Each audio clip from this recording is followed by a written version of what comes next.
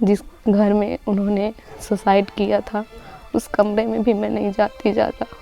अगर जाती हूँ तो दिल धक धक करने लगता है, कलेजा फट जाता है, इसलिए दरवाज़ा भी बंद करके रखती हूँ, क्योंकि सामने ही उन्होंने सुसाइड किया था। क्या कुछ समझ में नहीं आता।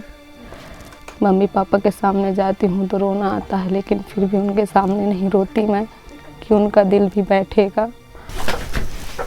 यह कुंडी माँ लगा दी रही से, ये वाली वो माँ सोचते थे कि वही भैया हमें फिर मिल जाए, इस तरह हमें भैया कभी ना मिलेगा।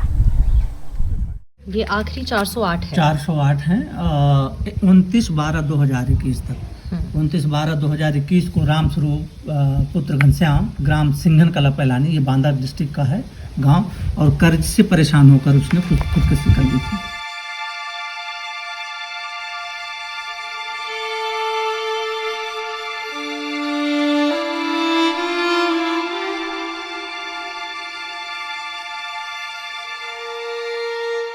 पिछले 1.5 सालों में बुंदेलखंड के सिर्फ 3 जिलों महोबा, चित्रकूट और बांदा में 408 किसानों और प्रवासी मजदूरों ने आत्महत्या की। मेरे साथ की फ़ोटो बस यही एक मिलेगी आपको।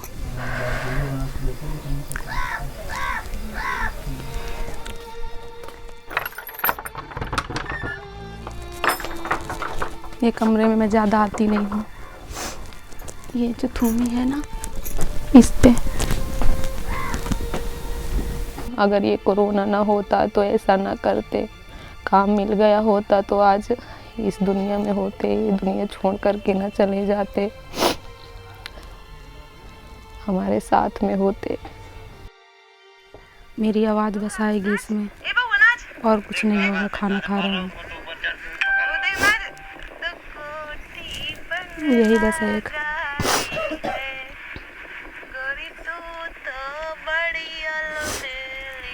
नाच बउआ, बुढ़ा बुढ़ा बाबा खाएगा मांगे से भाई, अब नाच। हमारी कोठी बंगला वेली है, जन्म तू तो बड़ी अलबेली है। यहाँ आए थे, काम वाम ढूंढ रहे थे, नहीं मिल रहा था, टेंशन भी थी, पापा मम्मी का कर्ज भी था, खुद दोस्तों के लिए पैसे भी लिए थे, देना था उनको। जाते थे काम की तलाश में, लौट आते थे, नहीं मिलता था। बस एक इसी वजह से ज़्यादा उनके दिमाग में टेंशन रहती थी, कुछ काम ही नहीं मिलता था। दिन में जाते थे, वहाँ शाम को वापस उदास चले आते थे। इसी में चले जाएंगे, हमको दे दीजिए। हेलो, हम इसी में चले जाएंगे, टीपी में बैठ के चले जाएंगे। उनका भी आज से नाम आता है और मेरा भी साथ से, इसलिए हम लोगों ने आदेश नाम रख दिया था। इतनी बड़ी ज़िंदगी है, मुझे अपनी दिक्कत नहीं है, मुझे सिर्फ अपने बच्चे की दिक्कत है। मुझे अपनी ज़्यादा भी टेंशन भी नहीं है। मैं टेंशन करती हूँ तो सिर्फ अपने बच्चे की करती हूँ और किसी की नहीं। आगे चलकर क्या करेगा, क्या सोचेगा, क्या पढ़ेगा, क्या लिखेगा, मैं अकेली हूँ, क्या करूँगी क्या नहीं। अबे तो माँ बाप हैं, थोड़ा बहुत कमा लेते हैं खाने के लिए, अच्छे से उसकी परवरिश कैसे करेंगे। पापा होते उसके तो परवरिश करते, अब कौन करेगा। बस यही टेंशन रहती है, दिन में भी रात में भी। पर क्यों सैकड़ों किसान और प्रवासी मजदूर आत्महत्या करने पर मजबूर थे? हमने जब ग्राउंड पर लोगों से बात की तो हमारे सामने इसके मुख्य 3 कारण हैं। पहला बेरोजगारी, दूसरा खेती में नुकसान या जमीन ना होना, और तीसरा मनरेगा के तहत कोई भी काम ना मिलना। ये वही रजिस्टर है जिसमें ये जो मौतें हुई हैं और हमको अखबारों के माध्यम से जो सूचनाएं मिलती रही हैं उनको सबको हमने डॉक्यूमेंट किया है। फंदे पर लटका मिला मजदूर का शव, ये तेंदुआरी के यहाँ का है। कारण काम न मिलना, युवा प्रवासी मजदूर ने फांसी लगाकर जान दी, कर्जदार किसान फंदे पर झूला, प्रवासी श्रमिक का शव फंदे पर लटकता मिला। ये जितने प्रवासी मजदूर आए वापस लौट करके, उनको काम नहीं मिला, काम मांगते रहे। जब घर की हालत ख़राब हुई तो कर्ज मांगा इधर उधर से। और ये ज़्यादातर प्रवासी मजदूर हैं जो लैंडलेस हैं, उनके पास में आजीविका का कोई आधार नहीं है। तो कहीं से कर्ज भी नहीं मिला कि जिससे अपना परिवार चला सकें, काम भी नहीं मिला, और इस वजह से सारे मजदूर आत्महत्या करने के लिए विवश होते चले गए।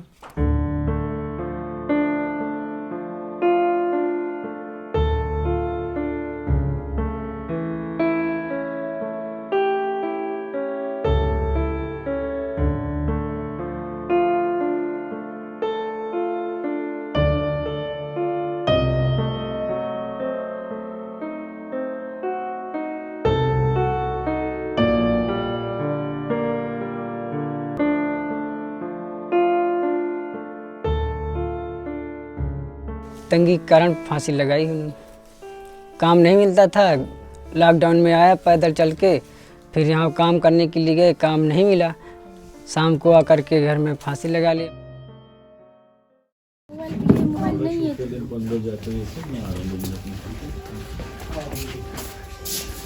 यही कमरा है, ये कमरा दिखाइए।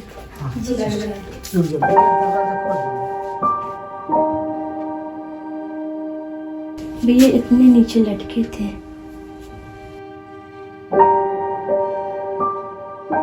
काम चलता था, कभी काम होता था, कभी नहीं होता था, इसलिए टेंशन रहता था उसके पास।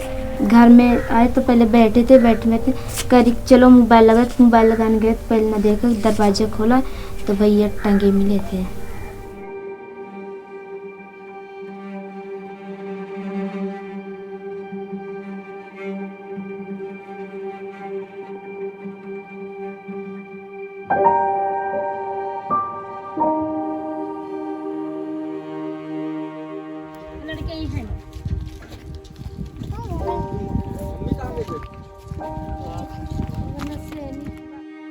खत्म हो गया जब से इसका भाई, जब से इनकी पढ़ाई लिखाई सब बंद है।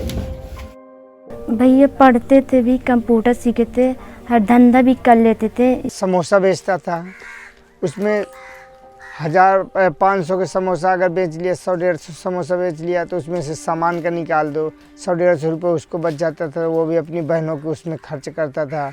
बहनें इसकी ट्यूशन पढ़ती, वहाँ नारायणी में पढ़ती थी, इनके मोरियल में, तो वहाँ जब पढ़ती थी उसी में अपना जो इसको 1500 रुपये मिलता था, प्राइवेट पढ़ाता था, तो 1500 रुपये में उनकी फ़ीस कटा देता था। जो बचे 1500 रुपये तो अपना ला के घर में देता था। यही इसकी समस्या थी और कुछ नहीं। 1 बीघा में 17-20 हुआ में कितना गल्ला होएगा? 1 कुंटल 1.5 कुंटल, इससे ऊपर थोड़ा होता है। फिर भी मोल का गल्ला लेते हैं, मोल का खाना खाते हैं। आदमी धरती का खाली पानी पीता है आदमी, नहीं सब मोल का है उनका।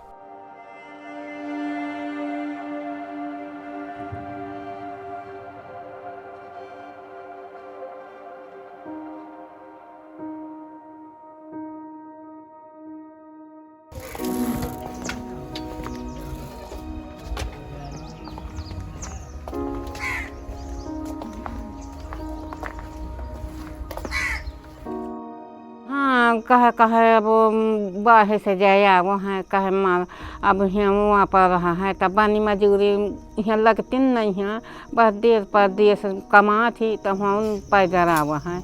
टाइम जब तैयारी रहा है तो 15 दिन नहीं था रहा है। अब बस फिर कहे माता राम तैयारी बनाने का खैबे, पेट के यार मर जा, जब बानी मजूरी नहीं हमें सरकार दे रहा। उनका ये टेंशन था पैसा हम कहाँ से देंगे बना के, बाहर जाएंगे तो बाहर से निकाल देते हैं, लॉकडाउन लगा हुआ है। उधर से मालिक भी कह रहा था 1 रुपया नहीं देंगे हम, जाओ अपने गांव। गांव में नौकरी मिली कोई? गांव में कोई नौकरी नहीं मिली थी। ये कह रहे थे गांव में कोई नौकरी नहीं है, अपना कुछ भी करो इधर, चाहे पढ़ो चाहे बैठो। तो इधर क्या कर रहे हैं, कुछ नहीं, बस दिन भर बैठे थे तो अपना सोच के अपना आत्महत्या कर लिया था।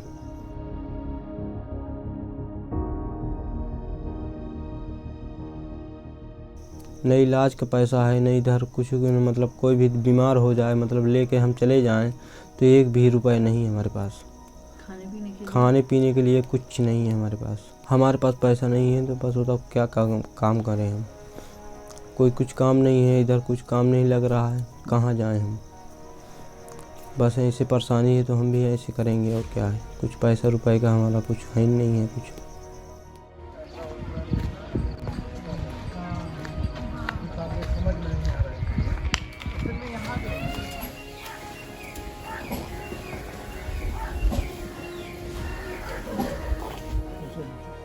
मजदूरी का काम काफ़ी मिल जाता है? नहीं मिलता ज़्यादा। मनरेगा में काम मिलता है? नहीं मिलता। खेती का क्या है? कुछ नहीं खेती है हमारे पास।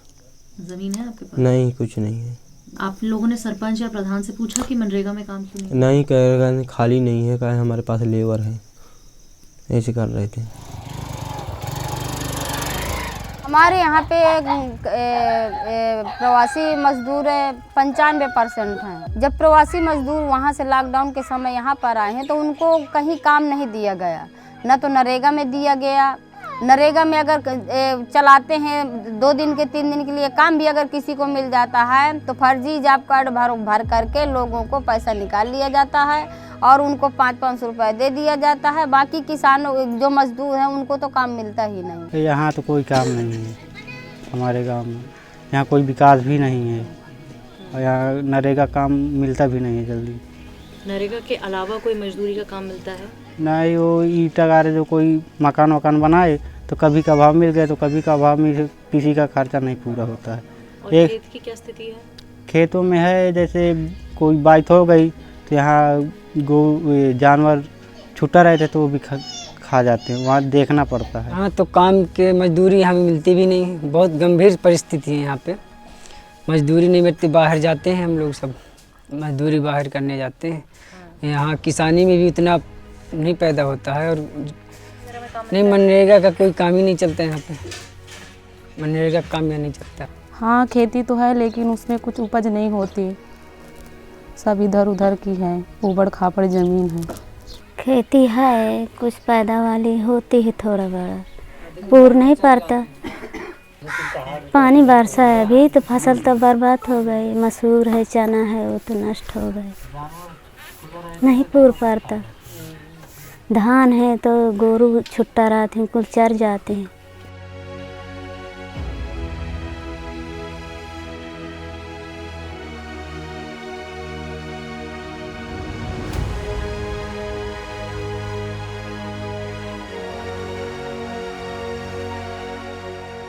ये आंकड़े जहाँ जो मौतें हुई हैं और जिनका पोस्टमार्टम हुआ है और पोस्टमार्टम के बाद में जो खबरें अखबारों में आई हैं वो डॉक्यूमेंट किया गया है। पर जब इतना बड़ा ये सारा सब कुछ त्रासदी झेल रहे हैं लोग तो लगता है कि ये आंकड़े भी बहुत कम हैं। बहुत सारी मौतें ऐसे हो जाती हैं जो लोग परिवार के जो लोग हैं वो पुलिस के डर के कारण और उसके डर के कारण वो पोस्टमार्टम नहीं कराते हैं और उनको छिपाते हैं और उनका अंतिम संस्कार बिना किसी को बताए कर देते हैं। इस तरह के आंकड़े हमारे पास नहीं हैं और इसलिए ये लगता है कि ये जो संख्या है ये बहुत कम है, इससे ज़्यादा मौतें हुई हैं। पुरुषों से ज़्यादा कहीं महिलाओं ने आत्महत्या किया है और महिलाओं, जबकि यहाँ ज़्यादातर ये जो आंकड़े हैं अखबारों में जो खबरें आई हैं वो ज़्यादातर खबरें पुरुषों की खबरें आई हैं, महिलाओं की खबरें नहीं आई हैं।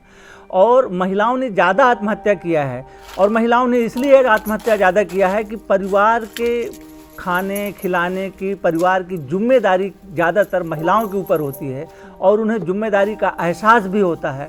तो जो गरीबी और बदहाली का आलम था उससे क्षुब्ध होकर के इस क्षेत्र में महिलाओं ने ज़्यादा आत्महत्या किया है, जिनके आंकड़े जो है हमारे पास में पूरे आंकड़े नहीं हैं।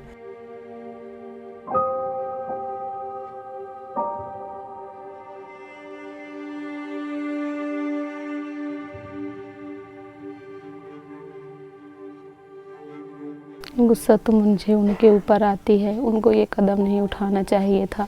एक बार मुझसे तो बताते, घर में बताते, हम और कुछ सलूशन निकाल लेते इस बात का। पर ये मतलब थोड़ी है कि तुम टेंशन हो गई तुम्हें तो तुमने खुद ही अब हम उससे ज़्यादा हमको फिर टेंशन कर दिया।